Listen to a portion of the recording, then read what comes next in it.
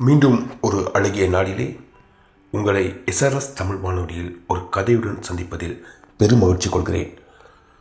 எனக்கு இந்த வாய்ப்பை தந்த திரு ரவிசான் மாஸ்டருக்கும் நன்றி சொல்ல கடமைப்பட்டுள்ளேன். எங்கடா கதை என்று கேட்டு என்னை உற்சாகப்படுத்தும் நிரா அக்காவிற்கும் எனது நன்றியை சொல்வதோடு கதைக்கு உள்ளே உங்களை நான் அழைத்து செல்லப் போகிறேன். கதை ஓடிப்போயிட்டான். அன்று அந்த கிராமமே அல்லோல கல்லோலப்பட்டது. என்னது, விமல் தேவியை கூட்டிகிட்டு போயிட்டானா? என்னடா நடக்குது இங்கே? நம்ம ராமையா அண்ணன் பண்ணும் அளப்பறைக்கு இது சரியான தண்டனை. என்ன தான் இருந்தாலும் சிங்கம் போல இருந்தவர் இனி எப்படி இங்கே முகத்தை காட்டுவார் என்று பலர் பல விதங்களில் பேசிக்கொண்டிருந்தனர். இதை எதுவும் அறியாமல் நான் உறங்கிக் கொண்டிருந்தேன். யாரோ வீட்டு கதவை உடைக்காத குறையாய் தட்டினர். திடுக்கிட்டு எழுந்து நான் முதலில் கைபேசியை எடுத்து நேரத்தை பார்த்தேன். சரியாக இரவு 2 மணி. கோபம் ஒரு புறம் வர, என்ன காரணம் என்ற கேள்வியும் வர கதவை திறந்தேன். அங்கே ராசையா அண்ணன் தன் அள்ளக்கைகளுடன் நின்று கொண்டிருந்தார். அதில் ஒரு அள்ளக்கை தான் இந்த கதவை தட்டியிருப்பான் போல. நானும் கோபம் தலைக்கேற, யார் அண்ணன் இந்த கதவை அப்படி தட்டுனது என்று கேட்டேன். அதை விடு, இங்கே தட்டுனதா பிரச்சனை? அதை விட என்னோட கௌரவமே போய்கிட்டு இருக்கு, நீ வேற என்று ராமையா அண்ணன் சொல்ல நான் அவரை வினோதமாக பார்த்தேன். சரி, என்னதான் நடந்துச்சு அதை சொல்லுங்களே என்றேன். நீ யார் எனக்கு என்ற ராமையா அண்ணனை குழப்பமாக பார்த்தேன்.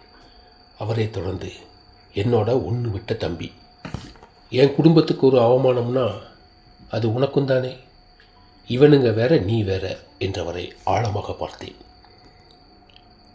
சுற்றி உள்ளவர்களை பெருமையாகவும் பார்த்தேன். அவர்களின் எரிச்சல் அவர்களின் முகத்தில் தெரிந்தது. எனக்கு சந்தோஷமாக இருந்தது. சரி, அது தெரிஞ்ச கதை தானே, உங்களுக்கு இப்போ என்ன அவமானம் நடந்துச்சு என்ற என்னை பார்த்து, நம்ம தேவியை அந்த பய விமல் கூட்டிகிட்டு போயிட்டான் என்று கண்ணீர் கசிய கூறியவரை பார்த்து ஒரு தரம் அதிர்ந்து போய்விட்டேன். என்னது, நம்ம தேவியா? நம்ப முடியலை. இது உண்மை இல்லை என்று சத்தமாக சொன்ன என்னை அணைத்து கொண்டு, இல்லடா, அவன் நம்மளை மோசம் பண்ணிட்டு போயிட்டா, தேடி போய் அறுத்து போடணும் என்று கோபத்தோடு கூறியவரை பார்த்து கொஞ்சம் நான் அதிர்ந்து போய்விட்டேன். தேவி என்று என்னால் இப்போதும் நம்ப முடியவில்லை. அவளின் முகம் ஒரு தரம் கண்முன்னே வந்து போனது. என்னப்பா என்று கேட்கும் அவளின் குரல் கூட இப்போது காதுகளில் ரீங்காரம் விட்டது. அவள் இப்படி செய்வாள் என்று நான் நினைத்து கூட பார்க்கவில்லை. அவளா என்று என்னால் நம்பக்கூட முடியவில்லை. அப்படி இருக்கக்கூடாதா என்று மனதை நினைத்து கொண்டது. எப்பொழுதுமே பாசமாக என்னிடம் இருப்பவள். குழந்தை முதல் அவளை நான் தூக்கி வளர்த்திருக்கிறேன். எந்த விடயத்தையும் என்னோடு பகிர்ந்து கொள்வாள். அவள் அப்பாவோடு அவ்வளவாக பேசுவதில்லை, ஆனால் என்னோடு எப்போதும் எதையும் பேசுவாள். ஆனால் இந்த விடயத்தை பற்றி மட்டும் அவள் என்னிடம் பேசவே இல்லை. அவள் மீது கொஞ்சம் கோபமும் வந்தது. ஆனால் அவளை கொல்லும் அளவிற்கு கோபமில்லை. நான் ராசையா அண்ணனை பார்த்தேன். கண்கள் சிவப்பாக கோபம் தலைக்கிற நின்று கொண்டிருந்தார். சுற்றியிருந்த அள்ளக்கைகள் அவர்களை உசுப்பேத்துவதில் கவனமாக இருந்தன. அதனால் அவர்களுக்கு இருக்கும் ஆதாயம் அவர்களுக்கு. எனக்கோ ராசையா அண்ணனை விட தேவியின் பாதுகாப்பை இங்கு பிரதானமாக்கியது. அண்ணே, உங்கள் மக கட்டாயம் டவுனுக்கு தான் போயிருக்கணும். நாங்கள் போய் 2 பேரையும் பிடிச்சி இழுத்துக்கிட்டு வாரோம் என்றான் ஒருவன். 2 பேரையும் கொன்னுட்டு சரி வாரோம் என்று இன்னொருவன் சொல்ல, ராசையா அண்ணன், எவ்வளவு செலவானாலும் சரி அவளை கொன்று போட்டுட்டு வாங்கடா, மிச்சத்தை நான் பார்த்துக்கிறேன் என்றார். எனக்கு தெரியும், இங்கு ஒவ்வொருவரும் இதன் மூலம் ஏதாவது தேடிக்கொள்ள முடியுமா என்று தான் பார்க்கிறார்கள். அது மட்டுமல்ல, இன்னும் கொஞ்சம் நாளில் யாருமே கிடைக்கல என்று மீண்டும் வந்து விடுவார்கள். அப்போது நான் ராசையா அண்ணன் முகத்தை நேருக்கு நேர் பார்த்து, அண்ணன், இது நம்ம குடும்ப விஷயம். கொல்லுறதோ இல்லை உசுரோட பிடிக்கிறதோ நாம தான் செய்யணும். சும்மா காசை கொடுத்து பிறகு பிரச்சனை பெருசாகுமே தவிர வேற ஒன்றுமே நடக்க போகிறதில்ல. கொஞ்சம் பொறுமையாக யோசித்து முடிவு எடுப்போம் என்றேன். இது அண்ணனோட மான சம்பந்தப்பட்ட விஷயம். பொறுத்திருக்க ஒவ்வொரு நிமிஷமும் அண்ணனுக்கு தானே அவமானம் என்றான். சரி, இப்போ நீ போய் கொன்னுட்டு வந்துட்டேனே வச்சுக்கோமே, அதுக்கப்புறம் ஜெயிலுக்கு போக யார் இருக்கிறது? நீ போவியா? வேறு யார் போவீங்க என்று நான் கேட்க ஒரு அமைதி நிலவியது. எங்களால் ஏதாவது நடந்தால் நாங்கள் போவோம், ஆனால் உங்களால் போக முடியாது. இங்கே உசுப்பேத்துறதை விட்டுட்டு எங்களை கொஞ்சம் தனியாக விடுங்க என்றேன். சுற்றியிருந்தவர்கள் முணுமுணுத்து கொண்டும் என்னை முறைத்து கொண்டும் ஏசிக்கொண்டும் சென்றார்கள். அவர்களின் ஆதங்கம் அதில் தெரிந்தது. எனக்கு அதிலெல்லாம் கவனமில்லை. ஆனால் ராசையா அண்ணன் கொஞ்சம் அமைதியாக இருந்தார். என்ன பண்ணுவோன்னு தெளிவாக சொல்லு என்றார் என்னிடம். அண்ணே, நம்ம 2 பேரும் முதல்ல அவங்கள தேடி பிடிப்போம், பேசி பார்ப்போம், ஒத்து வரலன்னா முடிச்சிட்டே வருவோம் என்றேன். முடிப்பது என்பதில் எனக்கு உடன்பாடு இல்லை என்பதை என் மனசாட்சியின் முகம் மூலம் காட்டக்கூடாது என்று கவனமாக இருந்தேன். என் மானத்தை வாங்கியவளை கொல்லத்தான் வேண்டும் என்று ராசையா அண்ணன் ஆத்திரமாக கூறினார். நாட்கள் பலவாகின. நாங்களும் ஒவ்வொரு இடமிடமாக சுற்றி திரிந்து கொண்டுதான் இருக்கிறோம். ஆனால் எந்த தகவலும் தெரியவில்லை. அப்பொழுதுதான் அவர்களை கொழும்பில் கண்டதாக ஒரு தகவல் எங்களுக்கு கிடைத்தது. அதை கேட்ட ராசையா அண்ணன் முகமெல்லாம் மாற, ஏய் ரெடியாக போவோம் என்று என்னை அழைத்தார். இருவரும் ஆயத்தம் செய்து கொண்டு கொழும்பு செல்லும் பஸ்ஸில் ஏறி சென்றோம். பஸ்ஸில் ஒரு வார்த்தை தானும் பேசவில்லை. கொள்ளுவதில் அவரும், எப்படி அதை தீர்ப்பது என்று நானும் இரு தண்டவாளங்கள் போல எண்ணங்களில் இணையாமல் இருந்தோம். அவரின் பக்கம் பார்த்தால் அது நியாயம்தான். தனது வியர்வை சிந்தி கேட்டதெல்லாம் வாங்கி தந்து வளர்த்து இந்த நிலையில் ஒரு வார்த்தை கூட சொல்லாமல் ஓடி செல்வது என்பது ஒரு நம்பிக்கை துரோகம். அதை அவரால் தாங்க முடியாமல் கொலை செய்வது வரை யோசிக்க வைத்திருக்கிறது. ஆனால் வாழ்வென்று வாழச் சென்றவர்களை கொல்வது என்பது என்னை பொறுத்தவரை நியாயப்படுத்த முடியாத செயல்.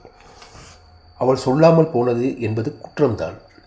ஆனால் அதற்கு தண்டனை மரணம் என்பது என்னால் ஏற்றுக்கொள்ளவே முடியாது.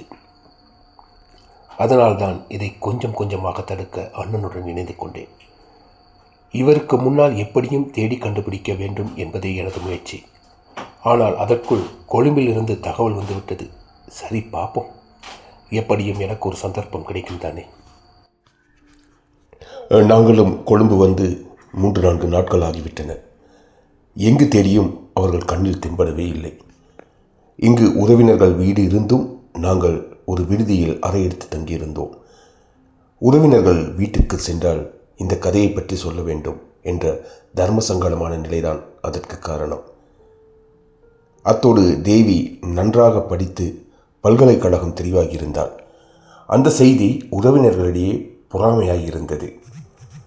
இப்போது இந்த செய்தி கிடைத்தால் வெறும் உரலுக்கு அவள் கிடைத்தது போல இருக்கும்.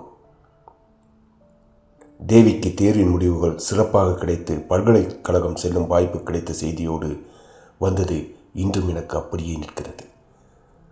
அப்பா என்றுதான் என்னையும் அழைப்பாள். அப்பா, நான் எல்லா பாடத்திலையும் நான் கேம்பஸ் போக போகிறேன், இது என் வாழ்வில் முக்கியமான நாள் என்று என்னை கட்டிப்பிடித்து கத்தினாள். எனக்கும் ஒரே சந்தோஷம். நான் தூக்கி வளர்த்த பின் இப்படி பெரியவளாகி ஒரு அறிவாளியாகி எங்கேயோ போய்விட்டாளே என்று நினைக்கும் போது என்னை அறியாமலே எனக்கு கண் கலங்கிவிட்டது. ஆனால் வீட்டில் அதற்கான பதில் அண்ணனிடம் இருந்து வேறு விதமாக தான் கிடைத்தது. என்னையும் இழுத்து கொண்டு சென்றவள், அம்மா, அப்பா, நான் பாஸ் ஆகிட்டேன், நான் தான் இந்த மாவட்டத்திலேயே முதல் ஆள் என்றாள்.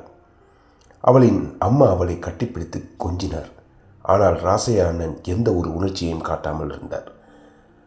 அவரை காலில் வீழ்ந்து வணங்கியவர், அப்பா, நான் கேம்பஸ் போகணும்ப்பா, அங்கே போய் ஒரு டாக்டர் ஆகி வரணுங்க என்றார். அப்போது ராசையா அண்ணன், சரி தேவி, இப்போ படித்தது போதும், நான் இதுவரை எதுக்குமே தடை போடலை, இனி நான் சொல்கிறத கேளு. நம்ம அரச மாமா இருக்கார்ல, நேற்று கால் பண்ணார். அவரோட கூட்டாளி ஒருத்தரோட மகன் கொழும்பில் கடை வச்சிருக்கானாம். வயசும் அவளை இல்லையா, 32 தானா. உன்னை பொண்ணு கேட்டாராம். நல்ல சொத்து இருக்கான். உனக்கு கல்யாணத்தை முடிச்சிட்டா என்னோட கடமை தீர்ந்துடும் என்றார். இதை கேட்ட அனைவருக்கும் அதிர்ச்சியாக இருந்தது. இருக்காத பின் ஒரு தகப்பனிடம் இருந்து இப்படி ஒரு அலட்சியமா? அந்த அலட்சியம் இப்படியான ஒரு நிலையை தான் அங்கு உண்டு பண்ணியது. இது எங்களை விட தேவிக்கு தான் ரொம்ப அதிர்ச்சியை உண்டு பண்ணியது. என்னது, கல்யாணமா? அப்பா, நான் படிக்கணும், என்னோட லட்சியம் அது, ப்ளீஸ் அப்பா, தடை போட்டுறாதீங்க என்றாள். அவளின் அம்மாவும், இப்போ அவளுக்கு என்ன வயசாயிருச்சு, அவள் படிக்கட்டுமே என்றாள். நான் கூட அப்படித்தான் கூறினேன். இப்படி வார்த்தைகள் அதிகரித்து விவாதமாகி சண்டையில் போய் முடிந்தது. அப்போது யாரும் எதிர்பார்க்காமல் ராசையா அண்ணன், இவ ஆடுற ஆட்டம் உனக்கு தெரியாது, அங்கே ஒருத்தனோட இவ ஆடுற ஆட்டம் எனக்கு எப்போவோ தெரியும், அதனால தான் இந்த கல்யாண ஏற்பாடும் என்றார். நாங்கள் அதிர்ச்சியாகி தேவியை பார்க்க அவள் அழுது கொண்டே தன்னுடைய அறையை நோக்கி ஓடினாள். அம்மாவும் பின்னால் ஓடினார். நான் செய்ய தெரியாமல் நிற்க ராசையா அண்ணன் அங்கிருந்து அகன்று சென்றார். இப்படி நடந்து நாட்கள் பலவாகி மாதங்களும் ஆகியது. கொழும்பிலிருந்து மாப்பிள்ளை வீட்டார் வந்து பார்த்து சென்றனர். அவர்களுக்கு இடமும் பிடித்துவிட்டது.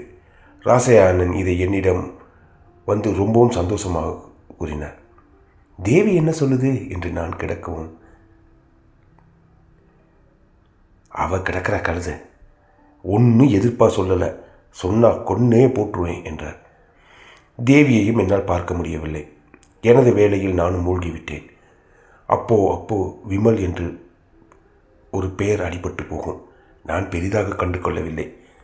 அதுதான் இப்பொழுது இங்கு எங்களை தேட வைத்து விட்டது. இப்படி ஒரு நாள் புறக்கோட்டையில் 4ஆம் குறுக்கு தெருவிற்கு அருகில் இருவரும் சென்று கொண்டிருந்த போது ராசையா அண்ணன், அந்தா போறான், அவனை புடி என்று கத்தினார். யார் அவன் என்று தெரியாமல் நானும் ஒரு தரம் விழிக்க, அடே அவன் தாண்டா விமல், புடிடா அவனை என்று மீண்டும் சத்தமாக கத்தினார். அப்பொழுதுதான் பார்த்தேன், ஒரு இளைஞன் எங்களை பார்த்து திகைத்து போய் நின்று கொண்டிருந்ததை. எனக்கும் அவனை தெரியாது, கண்டதும் இல்லை, பெயர் மட்டும்தான் தெரியும். நான் அவனை நோக்கி ஓட அவன் ஓடத் தொடங்கினான். விடாமல் விரட்டி ஓடினேன். என் பின்னால் ராசையா அண்ணனும் ஓடிக்கொண்டிருந்தார். அவன் ஆட்டுப்பட்டு தெருவை நோக்கி ஓடிக்கொண்டிருந்தான். நானும் விடாமல் துரத்தி கொண்டு சென்றேன். அவனோ இளைஞன். அவனின் வேகத்திற்கு என்னால் ஈடு கொடுக்க முடியவில்லை. அப்பொழுதுதான் அது நடந்தது. அவன் கையில் ஒரு போத்தலை காட்டி, கிட்ட வராதிங்க, வந்தா குடிச்சு செத்துருவேன் என்று கத்தினான். நான் திகைத்து நிற்க, அப்போது என்னருகே ஓடி வந்த ராசையா அண்ணன் தன் கையில் இருந்த பையில் ஒரு கத்தியை எடுத்தார். நான் என்ன செய்வது என்றறியாமல் திகைத்து நின்றேன். ராசையா அண்ணன் பாயவும் அவன் அந்த திரவத்தை அருந்தவும் நேரம் சரியாக இருந்தது. இப்பொழுது இருவரும் திகைத்து நின்றோம். உடனே நான் அந்த இளைஞனை பிடித்து அங்கே வந்த ஒரு ஆட்டோவை நிறுத்தி ஏற்றிக்கொண்டு போனேன். ராசையா அண்ணனும் தொற்றிக்கொண்டு வந்தார். அடே, ஏண்டா இப்படி பண்ணுன என்று கேட்கும்போது அவன் மயக்க நிலைக்கு சென்று விட்டான். உடனே ஆட்டோவை வைத்தியசாலை நோக்கி திருப்பினோம். வைத்தியசாலையில் பெரும் பாடுபட்டு கதை மேல் கதை கூறி இப்போது ஓரளவு விமல் யமனிடமிருந்து காப்பாற்றப்பட்டு விட்டான். எனக்கோ ராசையா அண்ணன் மீது கோபம் தான் வந்தது. என்ன அண்ணன், நீ கத்தி எப்போ வாங்கின? என்கிட்ட கூட சொல்லலை. மாட்டி இருந்தா இப்போ நானும் நீ கம்பி எண்ணிட்டு இருக்கணும் என்றேன். ராசையா அண்ணன் இப்போ பயந்து தான் போயிருந்தார். ஆத்திரக்காரனுக்கு புத்திமற்று என்பது போலதான் அவர் இருந்தார். இப்பொழுது நான் கேட்ட கேள்விக்கு அவர் ஒன்றும் சொல்லாது விட்டத்தை பார்த்து கொண்டிருந்தார். இன்றொரு வைத்தியசாலைக்கு வந்து 5 நாட்கள் ஆகிவிட்டன. விமலின் கைபேசியும் எங்களிடம்தான் இருக்கின்றது. இதுவரை இதற்கு தேவி அழைப்பு எடுக்கவே இல்லை. என்னடா காதல் இது என்று நான் யோசித்தேன். இவன் இருக்கிற நிலைமையை கூட அவள் கேட்கவே இல்லை, தேடவும் இல்லை. என்ன தலைமுறையோ இது என்று ஒரு தரம் நினைக்க தோன்றியது. ஒரு தாதி என்னை வந்து அழைத்ததில் சுயநினைவுக்கு வந்தேன். நீங்கள் அழைத்து வந்த அந்த நோயாளி இப்போ நினைவு திரும்பி இருக்க, வந்து பாருங்கள் என்றார். உடனே நான் விரைந்து சென்றேன். என் பின்னே ராசையா அண்ணனும் ஓடி வந்தார். தனியார் வைத்தியசாலை என்பதால் இது எல்லாம் சாத்தியமாகிறது. கட்டணம் கட்டும்போதுதான் இந்த சாத்தியம் நமக்கு எவ்வளவு நட்டத்தை தரும் என்பது புரியும். கண் விழித்து பார்த்து கொண்டிருந்த விமல் ராசையா அண்ணனை பார்த்ததும் பயத்தால் எழும்ப பார்த்தான். அதை கண்ட ராசையா அண்ணன், இல்லைப்பா, ஒரு பயமும் இல்லை, நான் ஒன்றும் செய்ய மாட்டேன், நீ முழிச்சதே எனக்கு பெரிய ஆறுதலாக இருக்குது என்றார். விமல் கொஞ்ச நேரம் புன்னகையோடு ஒன்றும் பேசாமல் இருந்தான். அடுத்த நாள் வைத்தியசாலையிலிருந்து விமல் தங்கியிருக்கும் இடத்திற்கு அவனோடு சென்றோம். எப்படியும் தேவியை காண வேண்டும் என்ற ஆவல் எனக்கு இருந்தது. ஆனால் விமல் அடையாளம் சொன்ன இடத்தில் ஆட்டோ நின்றது. அது ஒரு பெண்கள் விடுதி. குழப்பத்தோடு அவனை பார்க்க அவன் புன்முறுவல் செய்தான். காவலாளியிடம் தேவியை பார்க்க வந்ததாய் அவன் சொல்ல அனைத்து தகவல்களையும் திரட்டிக்கொண்டு தகவல் தேவிக்கு அனுப்பப்பட்டது. எனக்கு ஒன்று புரிந்தது. இந்த விமல் அடிக்கடி இங்கு வருபவன் அல்ல என்பது. தேவி வெளியில் வந்தால் விமலின் கோலத்தைக் கண்டு, அடே என்ன ஆச்சு, ஏண்டா இப்படி இருக்க என்றாள். எங்களை கண்டதும் ஒரு தரம் திகைத்து நின்றாள். மிக நீண்ட மௌனங்களுக்கு பிறகு மெதுவாய் விமல் கதையை சொல்லத் தொடங்கினாள். நானும் தேவியும் நல்ல சிநேகிதர்கள். ஒரு நாள் அவள் எனக்கு ஒரு கோல் எடுத்து அழுதாள். என்னன்னு விசாரித்த போது அவள் படிக்கிற கனவை அவர் தந்தை சிதைத்து விட்டதாகவும் அதற்கு அவர் சொன்ன கதையையும் கூறி அழுதாள். எனக்கு என்ன செய்வதென்று தெரியாமல் ஆறுதல் சொல்ல வழியும் மட்டும் இருந்தபோது தான் ஒரு யோசனை வந்தது. அதுதான் முல்லை முள்ளால் தான் எடுக்க வேண்டும் என்று நான் கூறிய போது தேவியும் அதை ஏற்றுக்கொண்டாள். அதுதான் திருமண ஏற்பாடு வரைக்கும் எந்த எதிர்ப்பையும் காட்டாமல் இருந்தாள். அவளின் பல்கலைக்கழக அழைப்பு வந்தபோது இல்லாத காதலை கூறி அவர் தந்தை எப்படி அவளை தடை போட்டாரோ அந்த இல்லாத கதையை கூறி நாம் ஓடிப்போனதாக உருவகம் செய்து இங்கு வந்து விட்டோம். அவளை இங்கே கொண்டு வந்து சேர்த்துவிட்டு நான் ஏற்கனவே தேடிய வேலையில் இணைந்து கொண்டேன். அதற்கு பிறகு இன்றுதான் அவளையும் பார்க்கிறேன் என்றான். இதை கேட்ட இருவரும் திகைத்து நின்றோம். இந்த புதிரை எதிர்பார்க்கவே இல்லை. ராசையா அண்ணன் கூனி குறுகி போய் நின்றார். அவர் விமலை பார்த்து, அப்போ எதுக்கு நீ தற்கொலை பண்ண பார்த்தா என்று கேட்டார். அதற்கு அவன், அதுதான் நட்பு, என்னால் அவளை காட்டி கொடுக்க முடியாமல் தான் அப்படி செஞ்சிட்டேன் என்றான். அவர்களின் முன்னால் நாம் ரொம்ப சின்னவர்கள் போல் தெரிந்தோம். அப்போதுதான், நீங்கள் ஆடின ஆட்டத்தில் தேவிக்கு ஒரு வரணும் பார்க்க முடியாது, அதனால் நீயே அவளை மனம் முடிச்சுக்கோ என்றேன். அதற்கு அவன், இன்னுமா எங்களை நம்பலை, அவள் படித்து பெருசாக வந்ததும் அங்கே எல்லாம் இதை மறந்துடுவாங்க. அது மட்டும் இல்லை, எனக்கும் ஒரு காதல் இருக்குது, அவளை தான் நான் கட்டிக்க போகிறேன், நாடகம் வேற காதல் வேற என்றான். அவர்களின் தெளிவை கண்டதும் ஒரு தரம் சிலிர்த்து விட்டது. எனக்கு மட்டுமல்ல, ராசையா அண்ணனுக்கும் கூடத்தான். மீண்டும் அடுத்த கதையில் உங்களை சந்திக்கும் வரை உங்களிடம் இருந்து விடைபெறுவது உங்கள் திலக், அட்டனில் இருந்து.